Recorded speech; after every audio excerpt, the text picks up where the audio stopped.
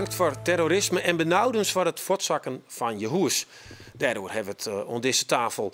Want het hoes van Reense Post in Wienaam zit vol met squadden. En nevens hem komt daar terug de zand- en gaswinning. En na een hele lange strijd is het hij nou antwoorden van de oerhiet. En psycholoog Irma van Stijn die luidt uit hoe we omgaan kunnen met angst voor terreur. Matten we begelijks die reis naar Parijs nou aanzissen als je benauwd binnen. Goejon, dit is Bient. Op de dag dat fotograaf André Wening bijkomt van de terreurdreiging bij de voetbalwedstrijd Duitsland-Nederland. De oefenwedstrijd tussen Duitsland en Nederland in Hannover gaat niet door vanwege een dreigende aanslag. Dat Spiel Duitsland-Holland wurde soeben abgesagt.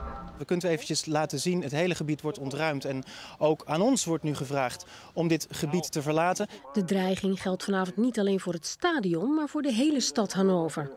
Een concertzaal en een deel van het Centraal Station worden ontruimd. Ik moet hier echt weg te staan hier. We kunnen het misschien nog even laten zien. Gewapende mensen die ons nu ook vertellen dat we weg moeten gaan. Ja, André, daar is dit ongeveer maar makken, hè? Want als stier als fotograaf. Ja, komt van de Harken, maar wat moest eigenlijk daar voor foto's maar uitzien? Gewoon sportfoto's weer de bedoeling van de voetbalwedstrijd. Dat is sportfotograaf? Ja, klopt. Nou, en dan komt dus vaker in grote stadions. Ja, absoluut. Sowieso al tussenwedstrijd in de hele elftal. En dit wie mooi in de buurt. We zijn dus nemen we ook uit mij. Ja. Dan zeggen we krijgen een verslag van de NOS, die we dan vertreuen. Heeft er dat ook maar maken dat je met op een gegeven moment wien en... Ja, absoluut. Op een gegeven moment toen het duidelijk weer dat het evacueerd werd zoeken. Ja, dan op een gegeven moment wist, als het zelf net is, dan wist wel maand om voor te gaan in ieder geval. Wat even het tiedspaat, hoe let wie is dat er? Ik weet het niet, die is al om een uur of 11 jaar een week al, dus wie mooi op tiert. En om een kwartier of zo, toen is het evacueren echt begonnen. Ja, en dan wie nog net in het stadion, maar daar is er zelf wel west. Ja, dan wie middags om 11 jaar of jouw roeren. Toen kon ik redelijk vrij het stadion neer. Ik ben 1 keer gecontroleerd bij de opgang van het stadionterrein. Als in de tassen en de koffers even jongen van wat er al hierin zit. Maar daarna kon ik vredelijk het stadion neer. Ja, net extreem of zo? Nee. Geen politiemeester? Nee, op dat steun nog net. Dikke geweren en zo? Nee. En hoe later weer het was, hè? Ja, zullen we eens even zien wat gebeurde er nou maar die? Letter of ja, op dat op dat moment? Op dat moment, nou net zo heel vol. Want toen kreeg je gewoon vrij het stadion hierin. Ja. En zie je nou wat dingen in. Nee, maar als het signaal krijgt, ik ben maar eruit. Op dat moment, ja, ik zei het zelf gebeuren. Ik zei dat de ministers het stadion niet komen. Ja. Dus toen ik was iets van, er is iets aan de hand. En toen op een gegeven moment de politie dan ik binnenkomt, ja, dan wordt het wel echt natuurlijk. Ja, wat André, de hashtag foto's maken, hè? Dus zullen we onderhouden die foto van die minister. Dit is dus vlak voor het stadion. Kun je even vertellen wat we zeggen hier? Ja, dit is al mij dat de ministers eruit binnen. Hier komt het gewone publiek komt hier het stadion uitrennen. Ja. En als we nou in vierde seppen, ik hoop dat de regie dat even dwang kan, dan zullen we volgens mij die foto hier. Ja, dit is inderdaad met de ministers. Zoals Hennis Plas gaat en Edith Schippers die op een recht, dan die al het busje instapt. Dat ze mij afvoert worden. Ja, en wat zus dan naar Hollen? Want... Ja, dat aan de ene kant het wie wel een bepaalde spanning. Ja, het maar is wel zin, hè? Het wie toch aan de andere kant wie ik wel op dat steun nog vrij relaxed, vond ik. Ja, Irma, de psycholoog, wat zus dan op het gezicht van, zit er schrik in? Ik zie er wel schrik in, ja, van wat gaat er gebeuren. Ik vond het wel duidelijk angst in haar gezicht. Maar Doofzo is het heel duidelijk, ik viel eigenlijk net een heel soort angst, hè? Nee, absoluut niet. Maar ja, dat weet ik. Ik wil het feit dat het echt relaxed ging. Alles ging.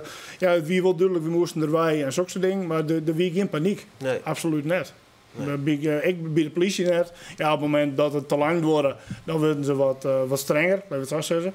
Maar van tevoren was je gewoon wel relaxed. Ja, maar ik weet net hoe je hem dat zegt, maar deze foto, had ik dit zeg maar dan. Dat vind ik toch wel dat ik denk, ik zit in een oorlogssituatie. Dit is wel een heel skof letter al. Ja. Dit is echt, hier is helemaal niet hier meer. Wie ben al van die eerste foto die zegt dat wie van het stadion, voor je hoofdingang. Dit is al helemaal op de zijkant van het stadion. We hebben op een gegeven moment nog als journalisten gedoogd worden. En totdat deze man ik kwam, en toen hier ik zelf ik wel zoiets. Ik denk, ik zie haar blijkbaar iets voelen. Dit door bij mij oproep van de EOD. Ja, terreur. De explosieve opruimingsdienst inderdaad, die komt. En dus zie je haar echt wat voelen. Ja. Maar dat was toen pas eigenlijk, hè? Want daarvoor wat je vertelt, dat is heel leuk. angst en eigenlijk elke emotie is ontzettend besmettelijk. En het was nog heel rustig. Ja. Er waren geen schoten, er waren geen knallen, er was geen paniek. Het was heel paniek, rustig. Dus je werd eigenlijk besmet met die rust. En je kijkt om je heen, wat gebeurt er eigenlijk? Als er op dat moment een knal of een explosie was geweest... en mensen gaan gillen... dan had jij niet zo rustig gebleven. Nee, maar dan kreeg je het effect, denk ik, wat was in Parijs op een gegeven moment de dag na de omslagen, ik zeg. Dat er hier woorden op in je vuurwerk ontstekt. En Ja. was die hele paniek, kreeg het heel menigte erin. Dus dat is eigenlijk heel rustig gegaan daar.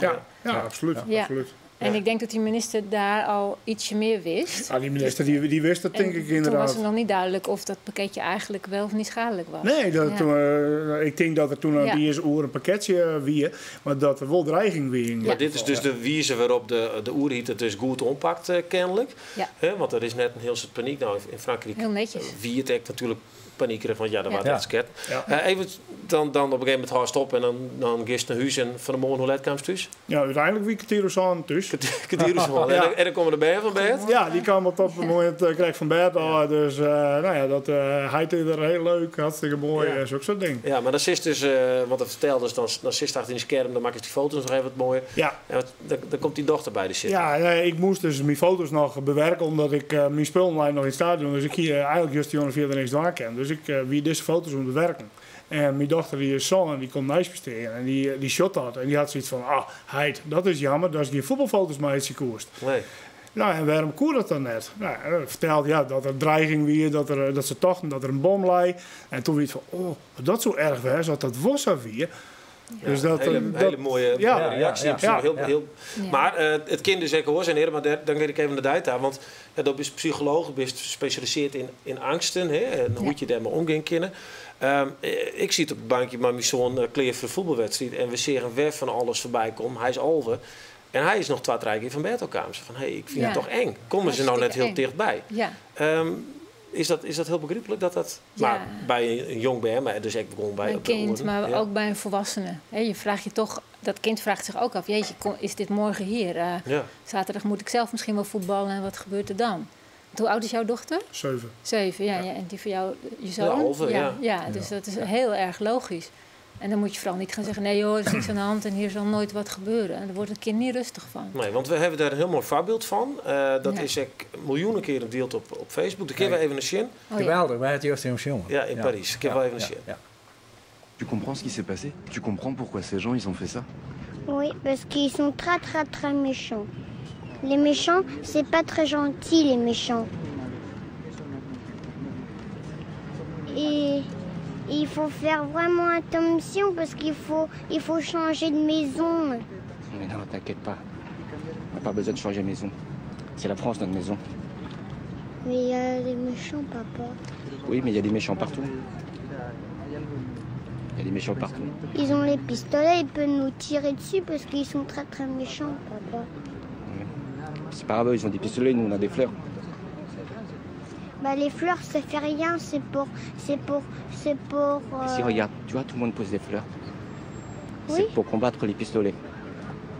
C'est pour protéger. Voilà.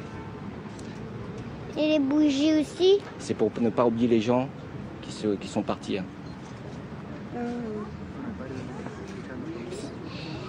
C'est pour nous protéger les fleurs et les bougies. Oui.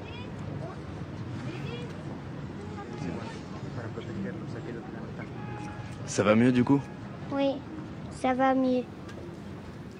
Ja, iedereen zit hier te ranen onder de tafel. Hè? Ja, nou. Geweldig. Doet hij hard dit goed? Prachtig. Zo mooi. Je ziet het ventje eerst even kijken van, klopt dat wel? En gaandeweg komt er een lach op zijn gezicht. En ja, die vader doet het prachtig. Ja. Maar wat met je steeds zien ben in zo'n situatie? Ja, nou dit dus. Ja, maar ik zei van nou, ze binnen nog heel veel voort. Nee, die binnen nog... Ze komen net dichterbij. Op dat moment zijn ze ook weg. En moet je dat kleine mannetje opvangen. Dus waar ik het net over had, het is heel besmettelijk. Dus gaat die vader nu zeggen, ja, en wij moeten ons beschermen met pistolen en we schieten ze terug. Dat besmet dat kind. Ja. Enorm. En nu wordt hij besmet met liefde en warmte en bloemen en kaarsen en saamhorigheid. Ja. Natuurlijk moet je een kind ook uitleggen dat het leven op dit moment of sowieso niet zonder gevaar is. Nee, maar dit gaat dan om een band. Maar er zijn natuurlijk ook een heel soort mensen, inderdaad volwassenen, die zijn nou echt in paniek. Ja. Is dat begrijpelijk, na zulke onslagen en dit soort dingen? Ja, de ene mens blijft natuurlijk wat langer in paniek. Hangt ook een beetje vanaf van hoe je bent opgegroeid, zeg maar. Hè. Hoe kun je dat voorkomen? Ja, nou weet je, als je dat ze net in paniek komen. Zo doet en zo doet en daar waar je vingers bij elkaar komen, dan kom je bij je... Doe het nog eens een keer? Zo. Ja. En dan zo. Ja. En dan ga je door en dan kom je in het midden van je hoofd terecht. Ja. En dan kom je bij je limbische systeem, je angstcentrum. Al je emoties zitten daar. En dat raakt enorm door bloed bij angst. En ook als je boos bent of als je verliefd bent ook. En hoe meer dat door bloed raakt, gaat een ander deel hiervoor in je hoofd, daar gaat de doorbloeding een beetje minder worden. Daar gaat het lampje uit. En hier kan je denken. Dus als je angstig wordt of boos bent, dan wordt dat zo heftig, waardoor je jezelf niet meer tot rust brengt. Je kan niet meer nadenken. Je wordt gewoon een beetje dom, eigenlijk. Ja. En dat krijg je dan zeker in een panieksituatie als er in Parijs zelf. Want trouwens, Postjo hebben een dochter die in Parijs woont, gedeeltelijk? Nee, een kleindochter. Een kleindochter. En wie die daar op dat staat? Nee, die weet ik gelukkig net. Die zit in Amsterdam. Want die heb je wel bellen? Wij hebben ook gelijk bellen van waar ben je? Ja, wij hebben Squanoorders bellen. En wat ze er nog wel voor hinnen? Ja, dat is geen probleem. Maar die is een soort onderwijs, dus die komt in alle landen. Dus die heeft ook wat won. We zien al die van die foto's met Facebook, met mensen met de Franse vlag. Hè? Wat keer het zien dwans maar om die angst kwijt te raken. Ik bijvoorbeeld, als je in Amsterdam bent, er zijn mensen die willen nou net meer de wedstrijd Ajax-Cambuur, omdat ze benauwd binnen. Dat ze in Amsterdam hadden. Het is, angst raak je niet zomaar. Je kan niet een knopje omzetten in je hoofd, van nu is het weg. Dus angst moet je een beetje aangaan. En wat kan je doen? Die foto's, zeg maar, daarmee ga je natuurlijk niet terrorisme bestrijden, maar dat geeft een soort saamhorigheid. En er is wel mooi onderzoek gedaan. Als je bijvoorbeeld je huis beveiligt met heel veel extra sloten en extra alarmsystemen, dan word je alleen maar banger. Omdat je steeds bedenkt, er kan wat gebeuren. Weer die slot, weer die slot onderhouden. De kans dat er wordt ingebroken is wel vrij klein. Hè? Dat de inbreker naar de buurman gaat, die is wel vrij groot. En niet bij jou komt, maar je wordt alleen maar banger. Dus als je nu besluit om niet meer te gaan leven, niet meer naar het theater te gaan, niet naar de wedstrijd te gaan, dan word je alleen maar banger. De kans dat je getroffen wordt door een aanslag, die is wel vrij klein. Want je gaat niet naar die grote evenementen. Nee. Maar beter is het om je angst aan te gaan, stapje bij beetje. En gewoon te gaan leven. En elkaar te voeden met mooie dingen. Ja, dus gewoon dwan. En de vrouw die net meer op stedentrip wil naar Parijs, gewoon zei ze, hup mooi. Ja, of laten we eerst maar eens naar Maastricht. Oké, eerst stapje voor stapje. Je mag het wel even opbouwen. Maar dan was het natuurlijk ook een heel soort plakkenkomst al, werd het druk is. Ja. Denkst je er nooit? Ja. Nou wel. Absoluut. Toen was er gewoon met de neus op de feiten druk natuurlijk. Je bent er al een mens van. Over een mens weet ik net, maar toen stond er wel bij stil. En dat is ook wel goed. Toen moest ik wel bij stilstaan van er gebeurt wat. Maar dat wie al na de wedstrijd juster. Toen mijn omgeving zeg maar echt terug hier van hier naar Hannover, hier in Duitsland, Nederland. Nou, ik denk dat ik wel 10, 20 keer de vraag kreeg van dwars dat wel, jong? Hij zit er net doorheen. En dat had ik net. En dat had ik nou ook nog net. Dat wie Justin en ik zo. We hadden vannacht om 12 uur onze spullen erop helikant uit het stadion wij. Ja, toen hier ik net op dat stoot net zoiets van ik spring in de auto en dan word je heel hard wijzen. Nee. We hadden heel jonge stieren, dus ik weer redelijk warrig. Dus je zit van ik jou meer van deel in de auto. Ja, dan wie en ik ook reacties die jongen, dat is toen daar slept vast. Ik wie fotwest wie in de reacties. Ja. Ja, je bent niet in paniek geweest. Nee. Je hebt dat enorme paniekgevoel niet gehad. Nee, absoluut niet. Ja. Nou, laten we hopen dat we dat paniekgevoel zo volle mogelijk uitsluiten kunnen. Bedankt in ieder geval voor je verhaal en maak je nog mooie foto's van een heel soort mooi evenement waar het gewoon is. Ja, absoluut. Laten we daar even emotioneel. Ja, praten wij verder hier over het nieuwe programma bij de Omroep. Dat heet Ik ben benijd. En daarin zorgen we hoe zij hele gewone Friezen een culturele ontdekkingsreis maakt zien. Ze komen dan op alle je plakken dat ze oors eigenlijk nooit komen zoen. En jou dan haar mening wat ze ervan vinden. Joet zorgen we Roelof en Jikke Intema.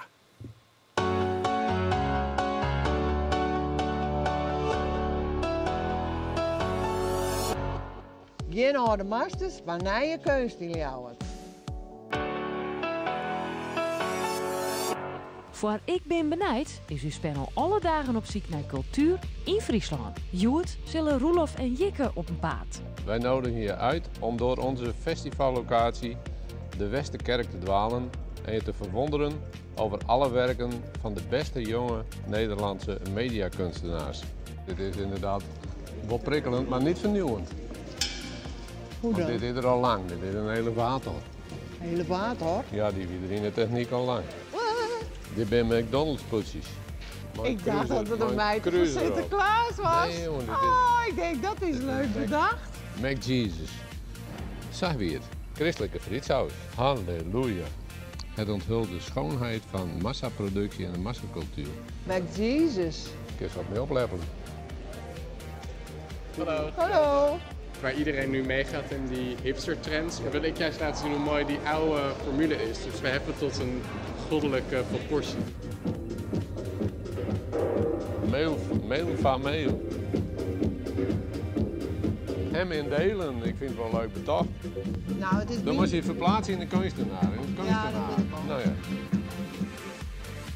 Nou, hoi. Hoi.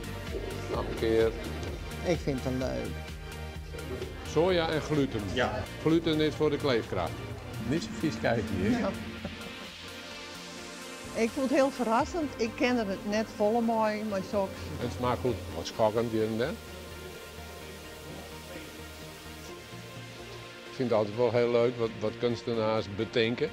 Want je maakt helemaal boeten het boekje denken. Dat is wel bijzonder soms.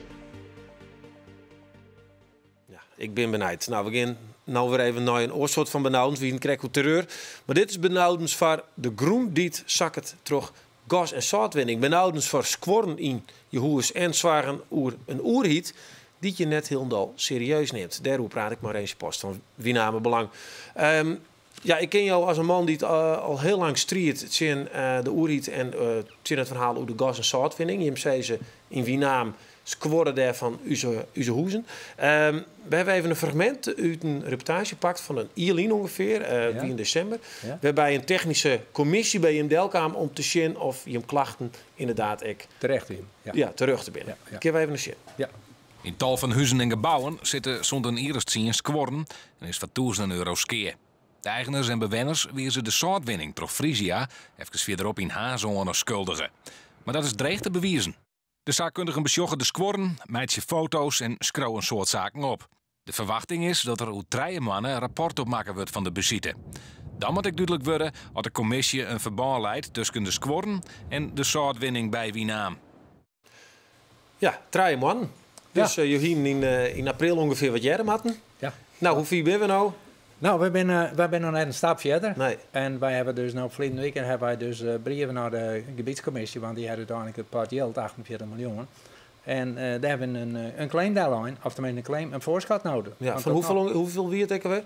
384.000. Ja. Dat wil je hem hebben. Ja. Voor de kosten die je maken hebt vanwege het procederen, maar ook voor de skeer in je hoezen. Want hoe groot is dat op dit stadium? stad? Dat is skeer, kosten die we maken hebben, maar ik vooral de kosten die we normaal maken om zelf eens onderzoeken op te starten. Ja. Want wij, dus de oerhiet die neemt dus net serieus.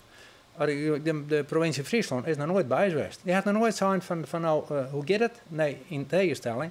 Als wij een brief sturen, krijgen ze meestal net eens een reactie. Nee. En het is begonnen met een brief van de provincie. Het insteert dat er langdurige scheren aan landerijen en gebouwen is. Nou, dat gaat dus gebied om.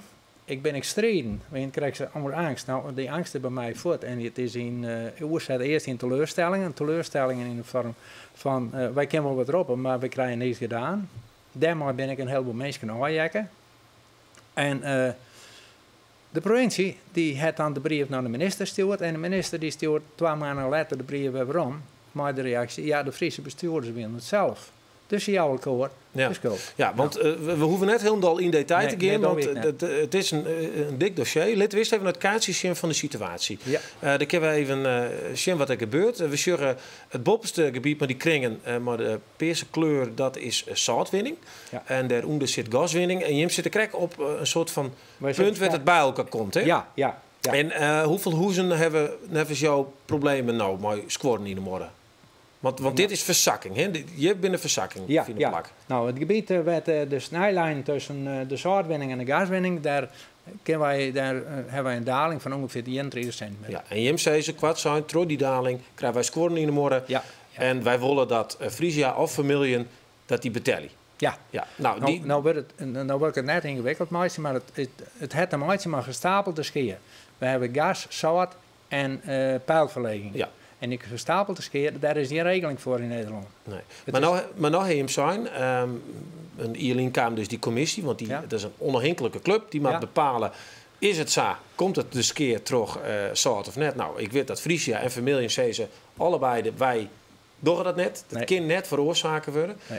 En die technische commissie die komt maar net maar een uitslag. Nee. Hoe frustrerend is dat voor jou? Nou, dat is heel frustrerend, want ik bedoel, zei, ze nemen u in het dorp, nemen ze u ook niet meer serieus. Nee, je eigen dorpsbewoners niet meer. Nee. Die denken van nou, ze weten net wat ze onbegonnen binnen. Nou, we weten heel goed waar we onbegonnen binnen.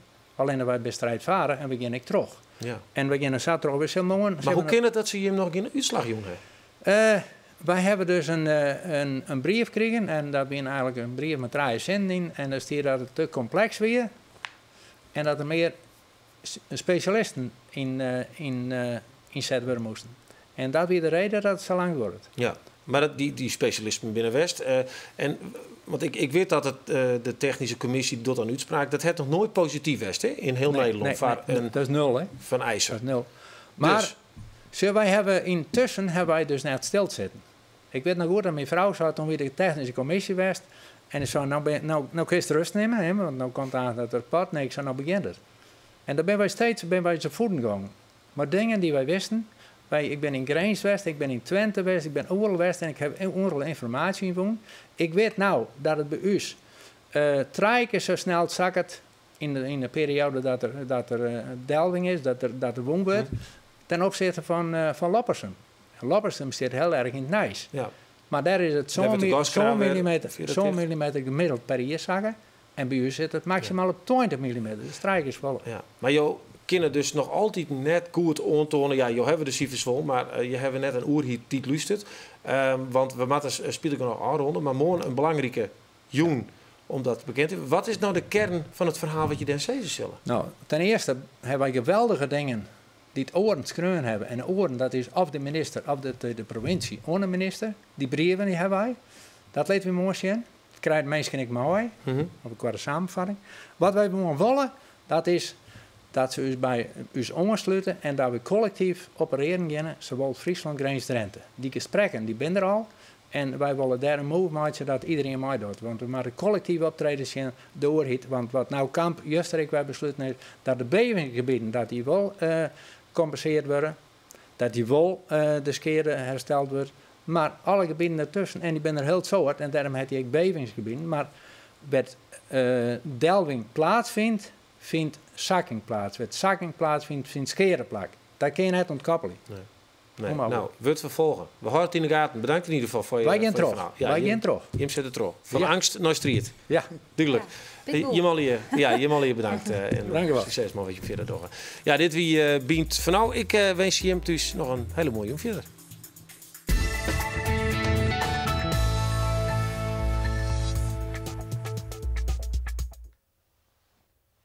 Morning, Bient. Waarom publiek het allerbeste helpt het jongeres Elske de Wal. Ja, oké. Gezellig. Hey. Brood? Brood.